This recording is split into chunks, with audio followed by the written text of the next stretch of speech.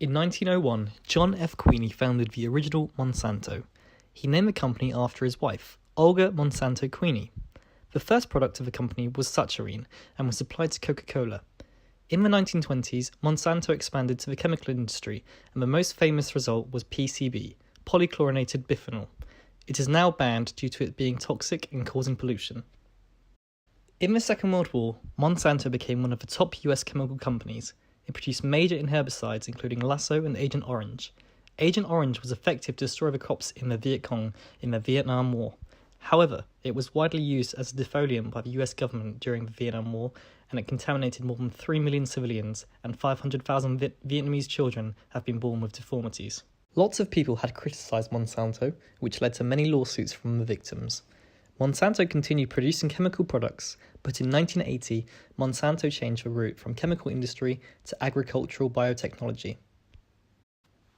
As the company transitioned into producing agricultural biotechnology, Robert Fraley of Monsanto became the first scientist to produce GMO, and this success led to the agriculture of the New World.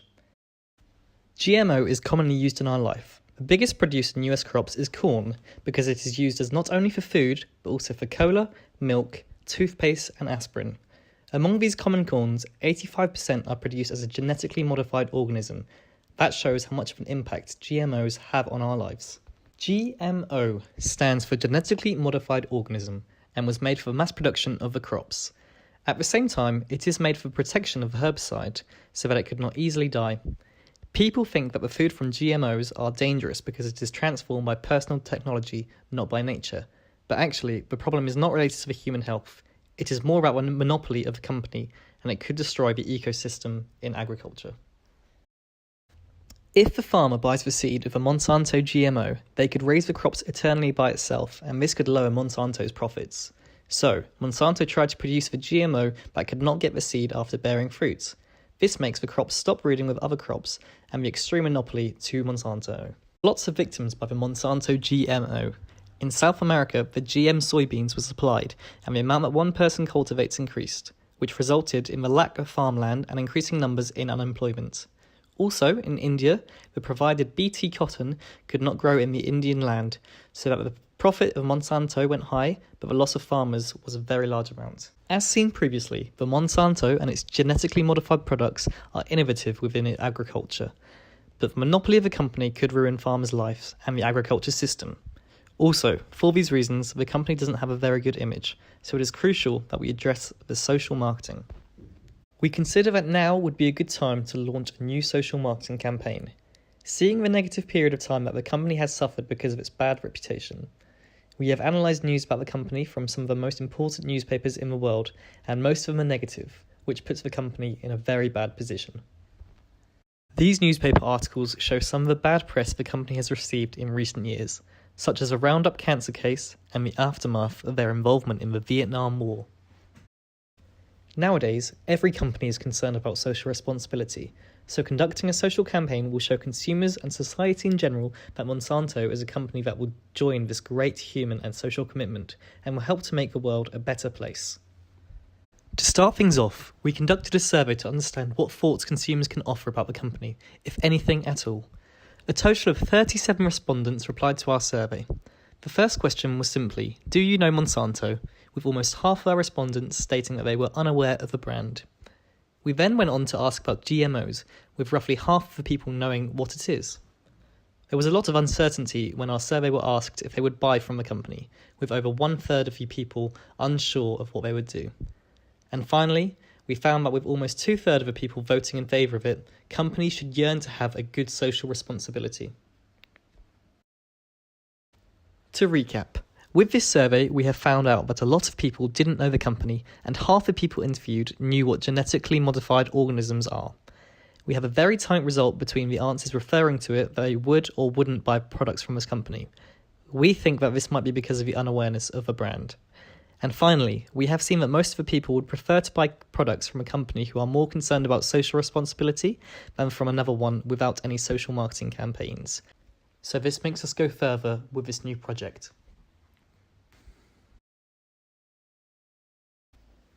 The new social marketing campaign will be based on helping the 5 poorest countries in Africa, which are Nigeria, Ethiopia, Mali, Burkina Faso, and Burundi. With this idea, our company commits to send seeds with a value of €12 million to little villages with unused land in those 5 countries. We will teach the locals how to get the most out of them and have a good harvest, and we will provide the necessary tools to do so. All of this with the aim of maintaining and increasing their crop productivity in order to help the eradication of hunger. We are aware that in these areas the production of food at the moment is not enough to feed all of the people living there.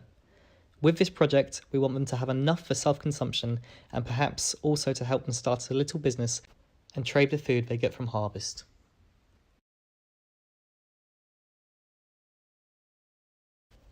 Our purpose is not getting profits out of the cultivation of these fields, but to hopefully improve the image and the reputation of the brand, wanting our company to be recognised again of social responsibility, not simply in order to re-increase our sales and the fidelity of our clients, if not to recover the good reputation that many years we have maintained, involved in a lot of humanitarian aid, and maybe afterwards getting profits from that improvement.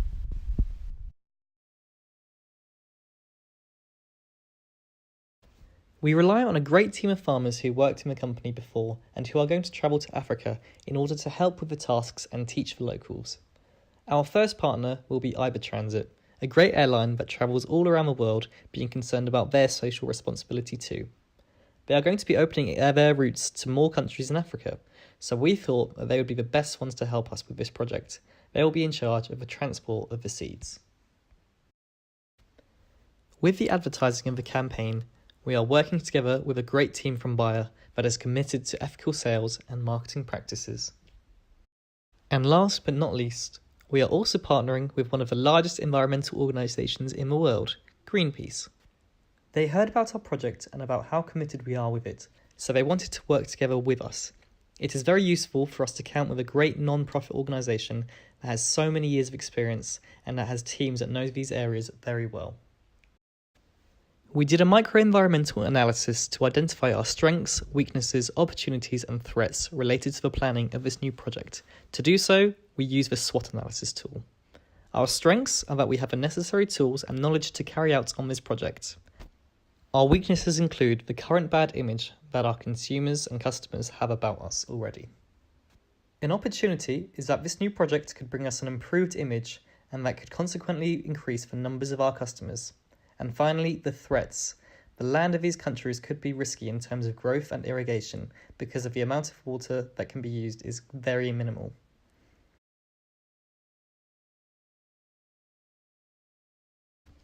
Our principal strategy is to send each country the seed that has the best chance of growth, because each country and area has different land and environmental conditions that will consequently have a better or worse harvest depending on the crop that is being cultivated.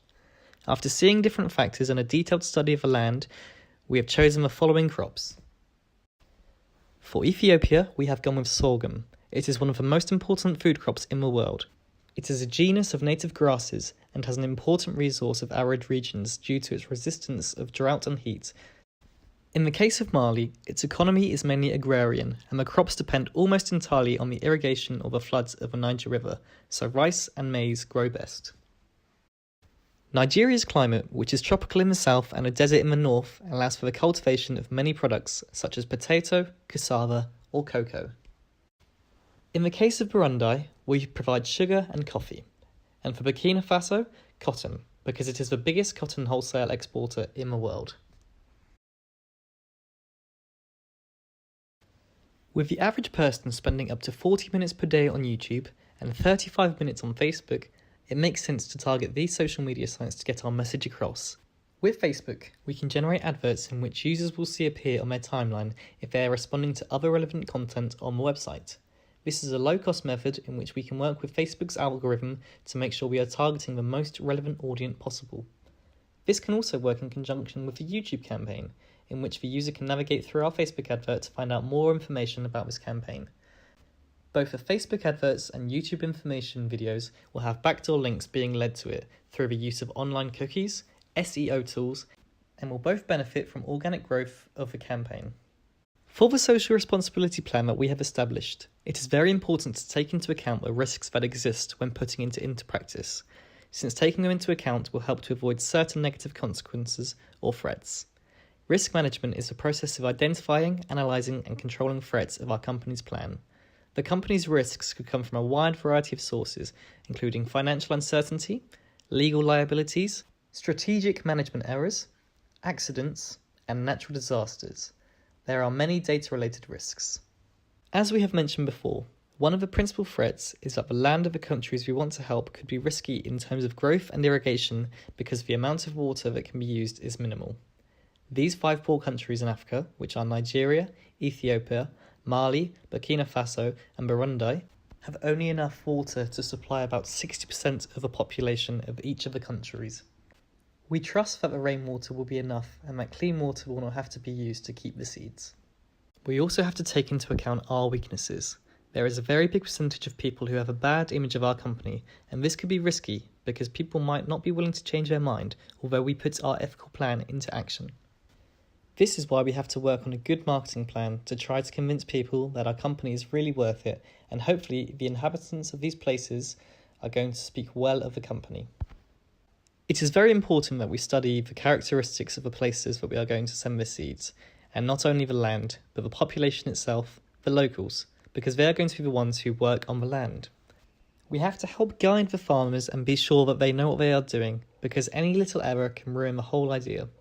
We will also send a group of doctors in case there is something unforeseen with our workers, and of course, there will be weekly health checks to control that the products we are offering are healthy, and that the people who are working on them are also healthy too.